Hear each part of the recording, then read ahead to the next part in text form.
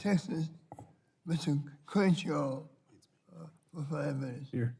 Thank you, Mr. Chairman. Thank you to the ranking member for holding this hearing, and thank you, Secretary Granholm, for joining us in person. I want to talk mainly about our domestic energy production and exporting more natural gas. You've been saying a lot of the right things today, and we appreciate that. Appreciate that you've stated very clearly that you want to do everything you can to support domestic energy production. So let's assume that the Department of Energy is doing exactly that, which is of course, what you represent. But the administration is really what I have questions about.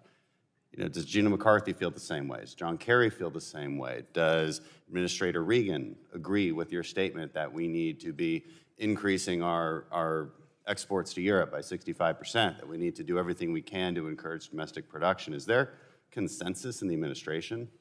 The president has said we need to increase domestic production, and we all work for the president, so there is consensus. The reason I ask, and the reason I'm skeptical, of course, again, Department of Energy seems, let's take you at your word there, and you don't oversee the SEC, you don't oversee NEPA regulations, but the EPA does. So I'm skeptical that the administration actually feels this way, because I have a long list of things that make it very difficult for anyone to want to invest in more production. SEC climate disclosure rules restricting U.S. overseas fossil fuel investments, State Department nationwide permitting, nationwide permit 12, gas turbine rules, NEPA regulations, gas plant GHG standard updates, post-meter natural gas emissions, methane rules at the EPA, FERC changing pipeline requirements for natural gas, CWA 401. It's a long list. And I want to know, is your message getting through to these other members of the administration that I think clearly fight you on this? We recognize as an administration right now that we are on war footing, and we have to increase supply to help our allies and to be energy independent. Now, we are the #1 exporter of LNG. We are the #1 producer in the world of LNG. We are we are almost record of oil. We are the #1 producer of oil. So we are producing. The question is, can we use some of that to help our allies? And I'm sure you would agree that it is important for us to think medium, long-term to accelerate our movement toward clean energy, which makes us also energy independent. So we understand we've got an emergency need right now, and the entire administration understands that, and that we also have to accelerate the clean technologies that will allow us to decarbonize and address climate change. Of course, and I'm all about the accelerating innovation in cleaner technologies, especially nuclear energy and carbon capture technology. Well, let's talk about reducing global emissions for a minute, too, and how that's related to natural gas. I mean, about half the world's emissions are because of foreign coal. In the last 12 months, the growth in international coal emissions basically had the impact of wiping out all of the emission benefits of 15 years of wind and solar in the United States.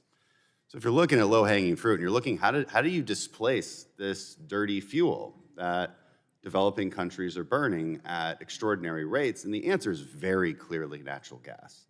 So look, if the administration's on board, great. That doesn't seem to be the message for the last year and a half, but if that's changed, that's great. But if you need more arguments, please use that one.